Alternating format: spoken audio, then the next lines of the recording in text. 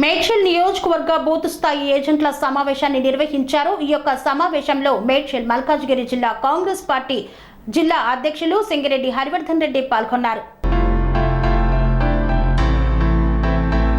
మేడ్చల్ నియోజకవర్గ Congress party booth స్థాయి ఏజెంట్ల సమావేశాన్ని నిర్వహించారు. పోచారం మున్సిపల్ అన్నోజిగూడలోని ఎస్బీఆర్ గార్డెన్స్ నందు నియోజకవర్గ ఇన్ఛార్జ్ తోటకూర వజ్రేష్ యాదవ్ ఆధ్వర్యంలో బి బ్లాక్ అధ్యక్షులు వేముల మహేష్ గౌడ్ అధ్యక్షతన నిర్వహించారు. ఈ సమావేశంలో Malkajgiri parliament AICC observer, Tamil Nadu రాష్ట్ర కరూర్ ఎంపీ జ్యోతిమణి, మేడ్చల్ మల్కాజ్గిరి జిల్లా కాంగ్రెస్ పార్టీ అధ్యక్షులు, టీపీసీసీ సీనియర్ అధికార ప్రతినిధి సింగిరెడ్డి హరివర్ధన్ రెడ్డి, మాజీ ఎమ్మెల్యే మలిపెద్ది సుధీర్ రెడ్డి, రాష్ట్ర నాయకులు నక్కా ప్రభాకర్ గౌడ్ హాజరయ్యారు. ఈ సమావేశాన్ని ఉద్దేశించి హరివర్ధన్ రెడ్డి మాట్లాడుతూ పోలింగ్ బూత్ ఏజెంట్లు కాంగ్రెస్ పార్టీ విధానాలను, ప్రభుత్వ పథకాలను ఓటర్లకు వివరించి వారిని కాంగ్రెస్ పార్టీకి ఓటు వేయించే వారధులుగా పనిచేయాలన్నారు. రానున్న 5 రోజులు ప్రతి కాంగ్రెస్ కార్యకర్త సైనికుల వలె పనిచేసి మీకందరికీ నాయకులమైన మేము అండదండగా ఉంటామన్నారు. అందరం కష్టపడి పనిచేసి పార్లమెంట్ అభ్యర్థి పట్నం సునీత మహేందర్ రెడ్డిని భారీ మెజార్టీతో గెలిపిద్దామని కోరారు. ఈ సమావేశంలో ఏ బ్లాక్ అధ్యక్షులు Jeedipalli Venugopal Reddy, TPCC general secretary Gogula Saritha Venkatesh, youth Congress అధ్యక్షులు కొత్త సుశాంత్ గౌడ్ తదితరులు పాల్గొన్నారు. ఈనాటి కార్యక్రమానికి బి బ్లాక్ అధ్యక్షులు మహేష్ గౌడ్ గారు, మన ఈ కార్యక్రమానికి మనకు ఒక అబ్జర్వర్గా తమిళనాడు నుంచి ఎంపీగా, ఇప్పుడు ఎంపీ మళ్ళీ ఇప్పుడు మనం కంటెక్ట్ చేసినటువంటి ఎంపీ, ఆమె ఎలక్షన్స్ అయిపోయి సోదరిమణి జ్యోతిమణి గారు, అన్న సుందరెడ్డి అన్న గారు, జిల్లా యాదవ్ గారు, నక్క ప్రభాకర్ గారు, కిషోర్ గారు, శ్రీనివాస్ రెడ్డి గారు, సుశాంత్ గారు, అదేవిధంగా సరిత గారు, ముందర కూర్చున్నటువంటి నా కుటుంబ సభ్యులందరికీ మనం రోజు మీటింగులు పెట్టుకుంటూనే ఉన్నాం. ఇది నడుస్తూనే ఉంది, ఇక డిస్టర్బెన్స్ లేదు. ఇది లాస్ట్గా మనము గెలిచినాకనే కలిసేది. మీరు కింద గ్రౌండ్ లెవెల్లో పనిచేయాలి. ఎందుకంటే అందరూ కూడా నాతో మాట్లాడేది చాలా ఇబ్బందిగా ఉంది. ఎందుకంటే ఎక్కడెక్కడి నుంచి వస్తే మన క్యాన్వసింగ్ కూడా పోతలేదు. కానీ మేడం వచ్చింది చాలా సీరియస్. ఎందుకంటే కింది స్థాయికి మనకు క్యాన్వసింగ్ వెళ్ళాలనే ఉద్దేశంతో మేడం వచ్చింది. మేడం చాలా రాహుల్ గాంధీ గారికి చాలా సన్నిహితమైనటువంటి వ్యక్తి. మన రేవంత్ అన్నకు మంచి స్నేహితురాలు కూడా ఎందులో పార్లమెంట్లో. మీకు ఒకటే నేను చెప్పేది, 2 నిమిషాలు మాట్లాడితే ఎక్కువ మాట్లాడకుండా. ఇలా మన ప్రభుత్వం వచ్చింది. ప్రభుత్వం ఉన్నప్పుడు మన బూత్ లెవెల్లో ఉన్నటువంటి డివిజన్లో ఉన్నటువంటి లీడర్లకు ఒక అడ్వాంటేజ్ ఉంటుంది. ఎట్లాగూ చదువుకున్నటువంటి వాళ్ళ మీద మనం ఏం మాట్లాడలేము. వాళ్ళు కూడా చెప్పొచ్చు కాలనీలలో మనం పోయి. ఏం చెప్పాలంటే మనం బస్తీలకు వెళ్ళినప్పుడు వాళ్ళకు ఒక 2 నిమిషాలు టైం ఇచ్చి చెప్పాలి. ప్రభుత్వం మాది ఉంది, మీరు ప్రభుత్వం మాదినప్పుడు వేరేలో కోట్లు వేస్తే మేము పనిచేయడం కష్టమవుతుంది. మన ముఖ్యమంత్రి గారు సీరియస్గా చెప్పారు, ఏ బూతులలో మెజార్టీ వస్తుందో ఆ మెజార్టీ వచ్చినటువంటి బూతులలో మీ వెల్ఫేర్స్ అన్నీ కూడా అందుతాయి. మీకు 5 లక్షల రూపాయలు ఇంటికి కావచ్చు, మీకు పెన్షన్లు కావచ్చు, మీకు 2,000 రూపాయలు 2,500 రూపాయలు మహిళలకు కావచ్చు. ఈ విధంగా ప్రభుత్వ పరంగా వచ్చేటువంటి బెనిఫిట్స్ అన్నీ కూడా ఈ ఎలక్షన్ల మీదనే ఆధారపడిందని మనం గ్రౌండ్ లెవెల్లో చెప్పాల్సిన బాధ్యత ఉంది. నిజంగా కూడా ఏంటంటే మనము అది చెప్పకపోతే కూడా వాళ్ళకి అర్థం కాదు. మనం అది చెప్పాల్సినటువంటి బాధ్యత మన మీద ఉంది. ప్రభుత్వం మనది ఉంది కాబట్టి డెఫినెట్గా ఆ బూత్రాల మెజారిటీ వచ్చినప్పుడు అక్కడ ఉన్నటువంటి ప్రజలకు కూడా మనల్ని నిలదీసేటువంటి అధికారం ఉంటుంది. వాళ్ళకి మనకు కూడా భయం అవుతుంది, అది చేపేయాలి కదా అని. కాబట్టి బూత్ లెవెల్లోకి వెళ్ళినప్పుడు ఖచ్చితంగా 2 నిమిషాలు టైం తీసుకొని వాళ్ళకి చెప్పాల్సినటువంటి బాధ్యత మనకు ఉంది. ఖచ్చితంగా కూడా చేసి చూపిస్తాం మనం. కానీ ఈ ఎన్నిక కూడా ఏ బూత్లలో ఎక్కడెక్కడ పనిచేస్తున్నారో కార్యకర్తలు, ఎవరైతే ఖచ్చితంగా పనిచేసేటువంటి కార్యకర్తలు పార్టీకి ఏదో చేస్తున్నామో, రాహుల్ గాంధీ గారు ప్రధానమంత్రి అవుతారు, ముఖ్యమంత్రి గారి కోసమే చేస్తున్నట్టు కాదు. రాబోయేటువంటి ఎన్నికలు మీ స్థానిక సంస్థల ఎన్నికలే ఉన్నాయి. ఈ ఎలక్షన్ల తర్వాత ఆ ఎన్నికలలో కూడా మీరు గెలవాలనుకుంటే మీరు ఈ ప్రచారం చాలా ఇంపార్టెంట్. ఈ ఎన్నిక చాలా కీలకం. మనకు ప్రభుత్వం ఉండి కూడా సంక్షేమ కార్యక్రమాలు అన్నీ ఇస్తున్నందుకు మనం రెడీ ఉండి కూడా ఆ బూత్లలో ఆ డివిజన్లో మెజార్టీ తెచ్చుకోకపోతే ఇక వాళ్ళు ఇంకెప్పుడు మనం మెజార్టీ తెస్తాం, ఏ విధంగా మనం గెలుస్తామో ఒకసారి ఆలోచన చేయండి. ఇది చేయాల్సినటువంటి పరిస్థితి ఉంటుంది. రెండోది, ఇక్కడ ఉన్నటువంటి ప్రజానీకం అందరూ కూడా ఇంతో అంత తెలిపరులు, బస్తీలలో బతుకుతానికి వచ్చిన వాళ్ళు కావచ్చు, కాలనీలో ఉన్నటువంటి వాళ్ళు కావచ్చు. ప్రభుత్వం ఎక్కడుంటే అక్కడ వైపు మొగ్గు చూపుతారు, కానీ అది చెప్పాల్సినటువంటి బాధ్యత మాత్రం మన మీద ఉంటుంది. మీరు ఇదే మీకు చెప్పేది, ఇంతకంటే నేను చెప్పేది ఏం లేదు. ఖచ్చితంగా అందరు పనిచేస్తారు.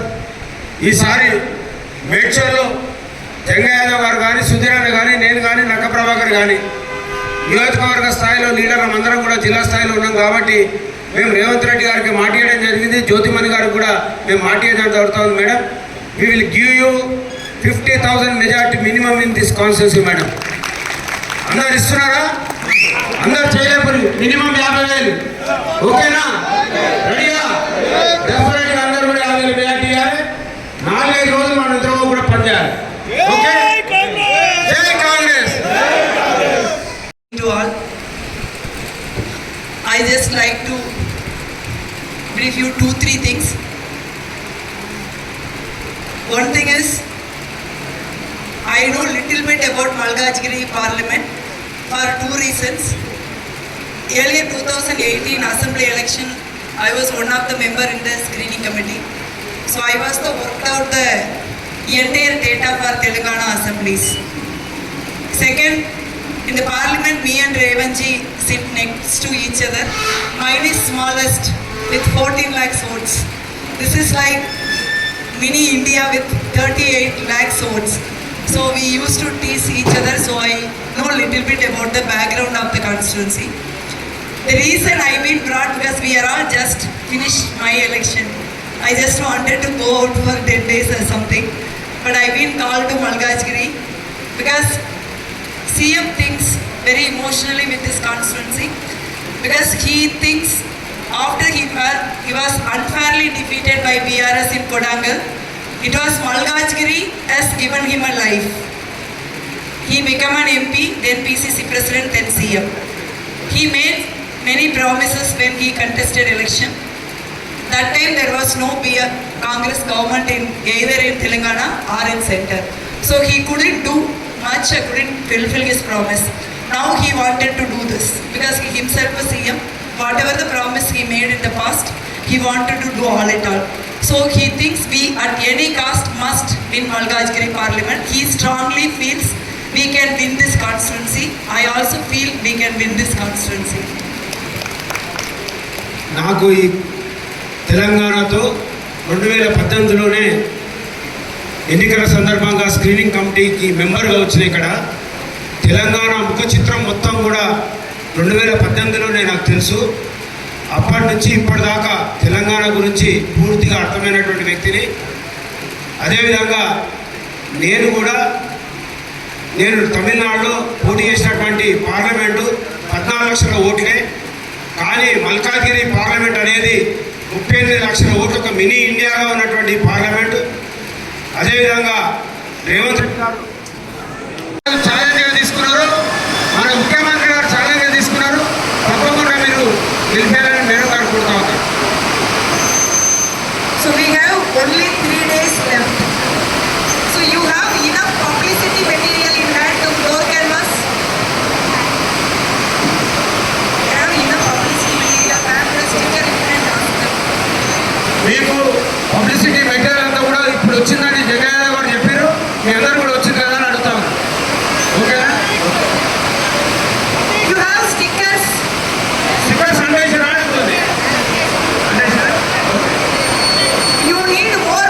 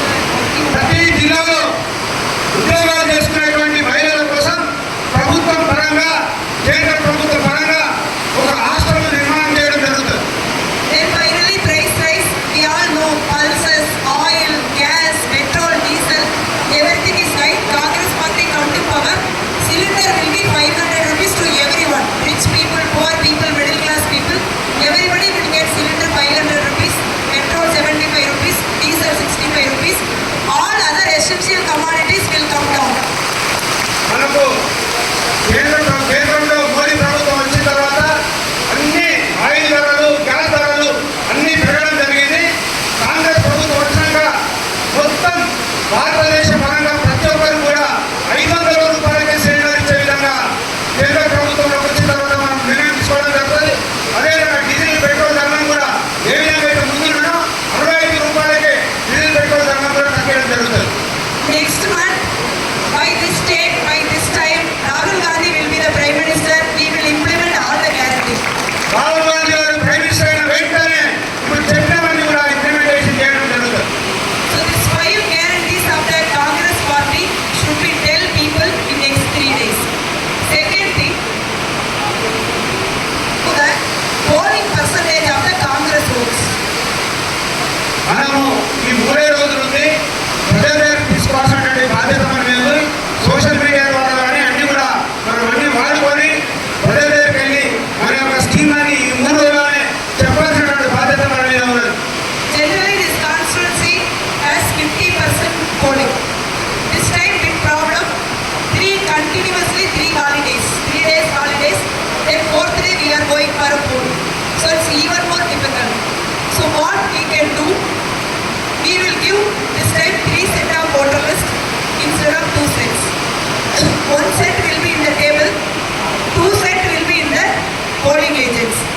1 o'clock, 1 set of marked voter list should be sent into table. Then you use the new one. Who are all not polled, our Congress party voter, we should get them for voting. మనకు ఎప్పుడు కూడా 50% ఓటే pole అవుతున్నాయి.